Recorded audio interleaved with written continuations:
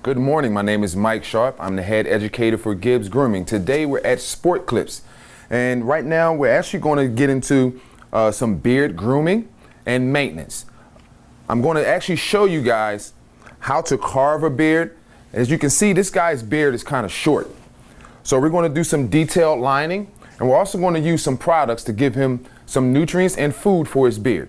All right, so the first thing that we want to do is a client consultation, which I've done previously. Just to enlighten you on what we talked about, he actually told me what he wanted to do. He doesn't want too much off.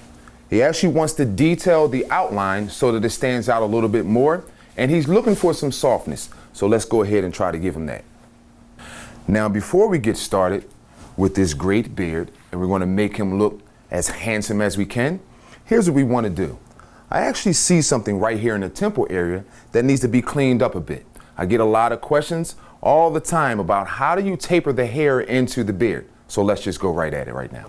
We actually want to comb the hair down with the growth strain of the hair. What do I mean by the growth strain? The direction that the hair is growing.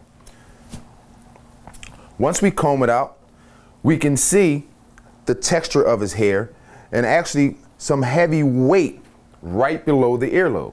And this is the area that we want to attack. I'm actually going to use a large clipper comb with my shears instead of a trimmer. The reason that I'm not using a trimmer to do this service is because I don't want to take away too much. This gentleman wants his beard to grow out, so we don't want to take away from it. We just want to clean it up. We want to lift up the hair at the point where it's heaviest before we actually go down into the beard. This area for him will be right in this area here. All right? So let's comb it down, pick it up, and then we're going to take our shears and just lightly clip. And as you can see, some of the weight has been removed, and we actually can start to see a little taper going on. We're going to continue that process throughout until the hair is clean and it matches the beard precisely.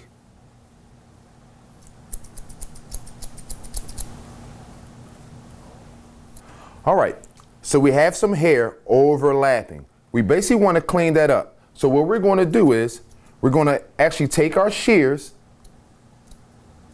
and just outline right till you get to the top of the earlobe. Now, the reason that we're going to stop is because we want to come in the other direction. I don't want to cause any irritation or possibly cut my client with the shears, which would actually cause him to be uncomfortable, and he might not come back. At this point, you want to pick up your trimmer tool to attack the area where we still have some overlapping, but we want some precision now. Same thing again, we're going to just stick our finger so that we can pull the ear back, which is actually stretching the skin, which allows you more precision. We're going to follow the contour of the ear and just clean this gentleman up.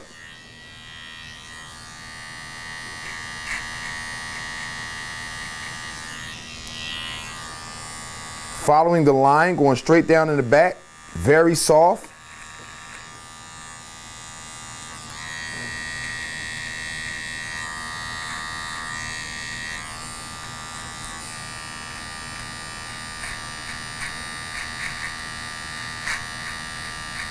And we can hear that baby cutting.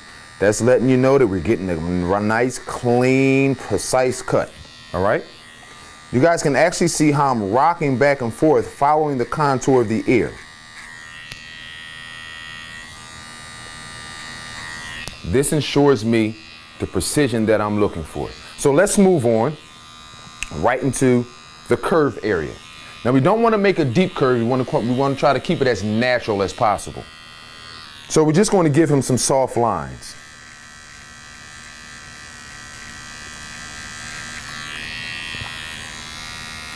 By doing this, you're actually connecting the sideburns to the beard.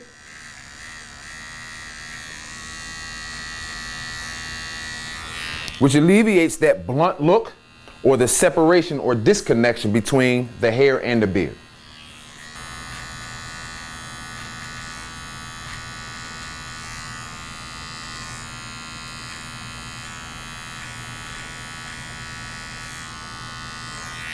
So after you towel blot it dry, here's what you want to do. You want to pick up one of our beard oils. Here's the process that you want to follow when using our beard, hair, and tattoo oil. After you towel blot your hair, your beard dry, what you want to do is you want to apply a couple of drops depending upon the length of the beard. You want to apply a couple of drops in your hand, like such. You're going to rub it around in your hand, get it all on your fingertips, and then you want to apply it and massage it into your client's hair, but also making sure that you cover the skin, because this is what it's about. GIBS Grooming and all our products are geared towards protecting, maintaining healthy hair and skin. Provide circular motions, which is going to cause or provide comfortability for your client. He's going to relax. He may even fall asleep, but that lets you know that you're doing your job. Your next step is you want to grab your blow dryer and you want to grab a comb, especially for this length. It's not very long, it's kind of short. For the longer beards, you want to use a vent brush. A vent brush will actually help with the tangles and it will prevent you from pulling the hair out of the skin, which can cause irritation and discomfort for your client. I guarantee if you use a comb and you snatch some hair out of his skin, he won't come back. And you just want to start whisking just to lock in.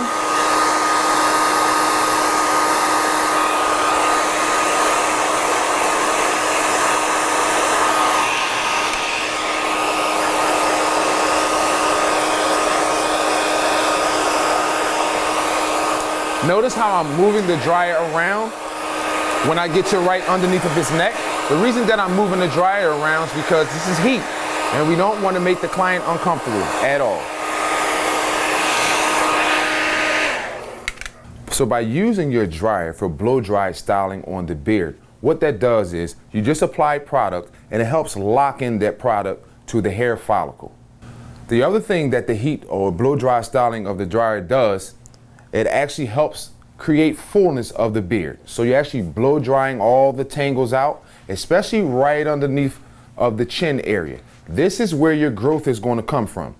So service providers, make sure that you target underneath. Make sure that you rub your fingers underneath, always checking to see if there are tangles under there. Those tangles need to come out so that the beard can become full. Our next process, we're going to start the precision right now. We're going to just start some outlining right around his chin line, all right?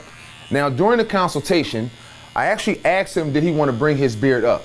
This gentleman desires his beard to be low, so we're going to give him a little bit of definition. You're going to take your trimmer tool with a light hand. You don't want to press too hard, and you're just going to create a light, very soft line. Now we're going to play connect the dots. You're going to move your trimmer tool right to the sideburn area and work your way down. Make sure that you clean up any of those whiskers that are protruding out and just give them a nice clean line. Now, service providers, I already know what you're saying. Well, what happens when the client comes home and I've done something to help him out and then he comes into the shop and he's taking that line down again? Well, guess what? The client is always right. So if that's the length or the lining that he desires, then it's your job. And listen to what I'm telling you. It's your job and your obligation to give that client exactly what he's asking for.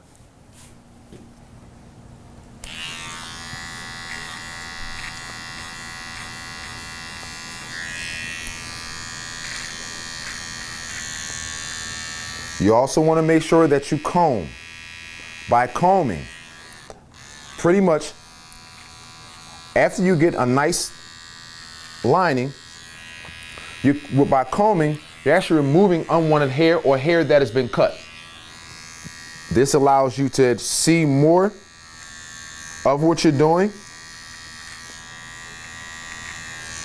and you may be able to get it just a little bit more precise.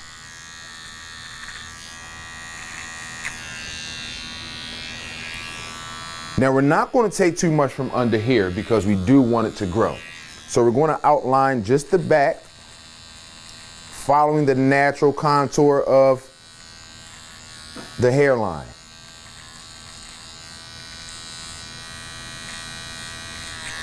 Ladies and gentlemen, whenever you're doing a service or edging up, make sure that you follow the natural contour of the hairline. Here's the reason.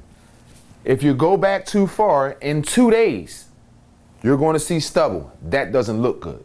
You want to make sure that your client looks good a week from now or 2 weeks from now.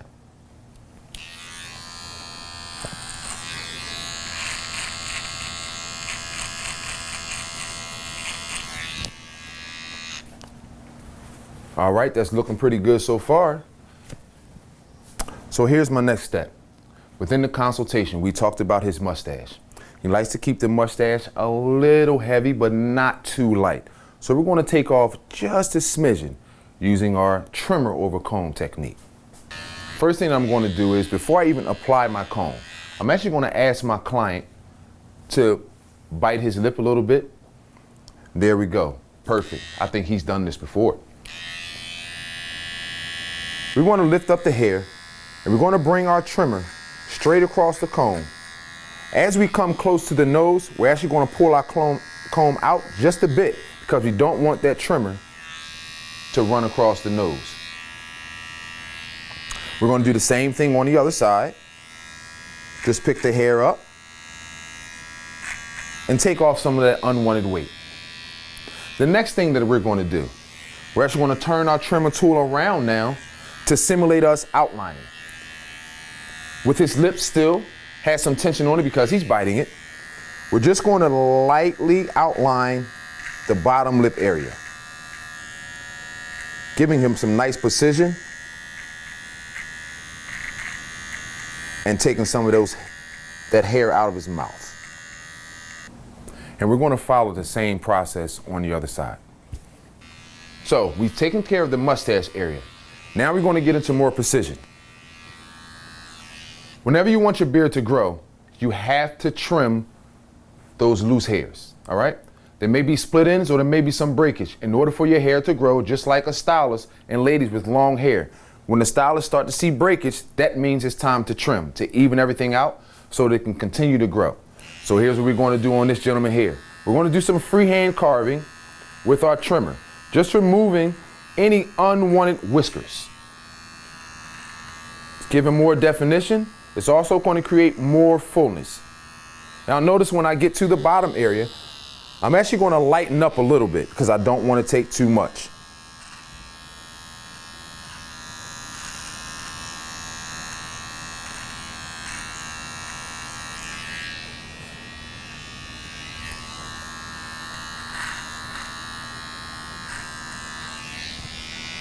All right, and there you go.